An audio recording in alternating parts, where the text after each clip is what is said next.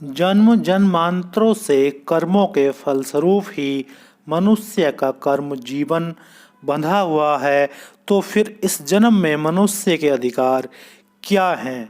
अतीत के जीवन और अतीत के कर्म और अतीत में किए हुए जो भी जीवन के संस्कार हैं, यदि हम उनसे ही परिचालित होते हैं तो अब हम क्या कर सकते हैं? ऐसा पूछा है किसी ने। नमस्कार दोस्तों, स्वागत है आपका हमारे चैनल पर। दोस्तों, यह लिया गया है आपका पेज नंबर 127 से ओशो की किताब ध्यान सूत्र से। मैं आपको सुनाने जा रहा हूँ। इन्होंने बहुत ही अच्छा लिखा है ओशो जी ने इसमें। और यह लिया गया समाधि है द्वार 8वें प्रवचन का कुछ पार्ट है। यह बहुत ही ठीक पूछा है। अगर यह बात सच हो कि मनुष्य बिल्कुल अतीत के कर्मों से बंधा है तो उसके हाथ में वर्तमान में करने को क्या रह जाएगा? और अगर यह सच हो कि मनुष्य अतीत के कर्मों से बिल्कुल नहीं बंधा है तो करने का फायदा क्या रह जाएगा? क्योंकि अगर अतीत के कर्मों से नहीं बंधा है तो अभी जो करेगा कल उनसे बंधा नहीं रह जाएगा। तो अगर आज शुभ करेगा तो कल उसे शुभ के मिलने की संभावना नहीं होनी चाहिए। अगर अतीत के कर्मों से बंधा हो पूरी तरह तो करने में कोई अर्थ नहीं होगा, क्योंकि कर ही नहीं सकता कुछ पूरी तरह बंधा है। और अगर पूरी तरह स्वतंत्र हो तो करने में कोई अर्थ नहीं होगा, क्योंकि वह कर लेगा और कल उससे मुक्त हो जाएगा। उसके साथ उसका किया हुआ नहीं होगा। इसलिए मनुष्य ना तो पूरी तरह बंधा हुआ है और ना पूरी तरह मुक्त है। उसका एक पैर बंधा है और एक पैर खुला है। एक दफ़ा हजरत अली से किसी ने पूछा, ठीक यही बात पूछी हजरत अली से किसी ने पूछा कि मनुष्य स्वतंत्र है या परतंत्र है अपने कर्मों में? अली ने कहा अपना एक पैर ऊपर उठाओ। अली ने कहा अपना एक पैर ऊपर उठाओ। वह आदमी स्वतंत्र था। बायां उठाया या दायां उठाया, उसने अपना बायां पैर ऊपर उठाया। अली ने कहा अब दूसरा भी उठा लो। वह बोला आप पागल हैं, दूसरा अब नहीं उठ सकता। अली ने कहा क्यों?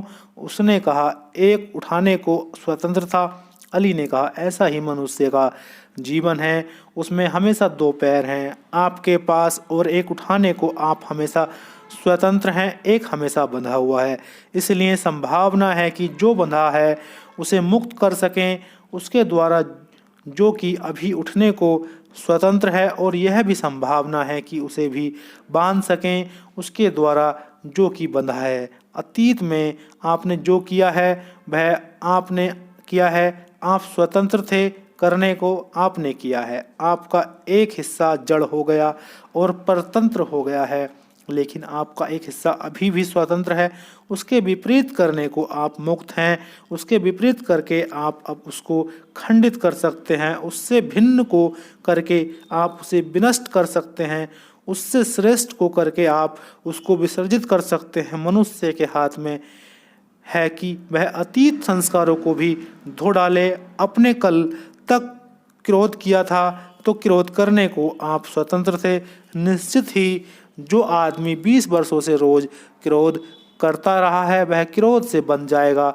बन जाने का मतलब यह है कि एक आदमी जिसने 20 साल से क्रोध किया है निरंतर, वह एक दिन सुबह सोकर उठता है और अपने बिस्तर के पास अपनी चप्पलें नहीं पाता। एक आदमी है और एक वह आदमी है जिसने 20 सालों से क्रोध नहीं किया। वह भी सुबह उठता है और बिस्तर के पास अपनी चप्पलें नहीं पाता। किस में इस बात से क्रोध के पैदा होने की संभावना अधिक है? उस आदमी में जिसने 20 साल से क्रोध किया है क्रोध पैदा होगा। इस अर्थों में वह बंधा है क्योंकि 20 साल की आदत तत्क्षण उसमें क्रोध पैदा कर देगी कि जो उसने चाहा था वह नहीं हुआ। इस अर्थों में वह बंधा है कि 20 साल का एक एक संस्कार उसे आज भी वैसे ही काम करने को प्रेरित करेगा कि जो तुमने निरंतर किया है, लेकिन क्या वह इतना बंधा है कि क्रोधित ना हो? यह उसकी संभावना नहीं। इतना कोई कभी नहीं बंधा है। अगर वह इसी वक्त सचेत हो जाए तो रुक सकता है और क्रोध को न आने दे, यह उसकी संभावना है। आए हुए क्रोध को परिणत कर ले, यह उसकी संभावना है। और अगर वह यह करता है तो 20 साल की आदत थोड़ी दिक्कत तो देगी, लेकिन पूरी तरह नहीं रोक सकती, क्योंकि जिसने आदत बनाई थी अगर वह खिलाफ चला गया तो वह तोड़ने के लिए स्वतंत्र है। 10-5 दफ़े के प्रयोग करके वह उससे मुक्त हो सकता है। कर्म बांधते हैं लेकिन बांध ही नहीं लेते, कर्म जोड़ते हैं लेकिन जकड़ ही नहीं लेते। उनकी जंजीरें हैं लेकिन सब जंजीरें टूट जाती हैं। ऐसी कोई जंजीर नहीं जो ना टूटे, और जो ना टूटे उसको जंजीर भी नहीं कह सकेंगे। जंजीर बांधती है लेकिन सब जंजीरें खुलने की क्षमता रखती हैं। अगर ऐसी कोई जंजीर हो जो फिर खुल ही ना सके तो उसको जंजीर भी नहीं कह सकिएगा। जंजीर वही है जो बांध भी सके और खोल भी सके।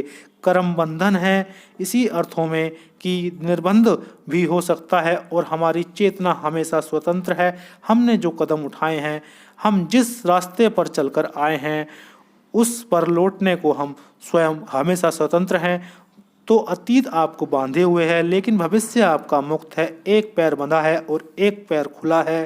अतीत का एक पैर बंधा हुआ है, भविष्य का एक पैर खुला हुआ है। आप चाहें तो इस भविष्य के पैर को भी उसी दिशा में उठा सकते हैं जिसमें अपने अतीत के पैर को बांधा है। आप बांधते चले जाएंगे। आप चाहें तो इस भविष्य के पैर को अतीत की दिशा से विपरीत उठा सकते हैं। आप खुलते चले जाएंगे। यह आपके हाथ में है। उस स्थिति को हम मोक्ष कहते हैं जहाँ दोनों पैर खुल जाएं, और उस स्थिति को हम परिपूर्ण निम्नतम नर्क कहेंगे जहाँ दोनों पैर बंध जाएं। इस वजह से अतीत से घबराने की ज़रूरत नहीं है, ना पिछले जन्मों से घबराने की ज़रूरत है। जिसने वे कदम उठाए थे वह अब भी कदम उठाने को स्वतंत्र है। दोस्तों, कैसा लगा आपको यह वचन बताइएगा ज़रूर। ओशो जी का था। सुनने के लिए बहुत बहुत धन्यवाद। आभार, दिल से धन्यवाद। Thank you.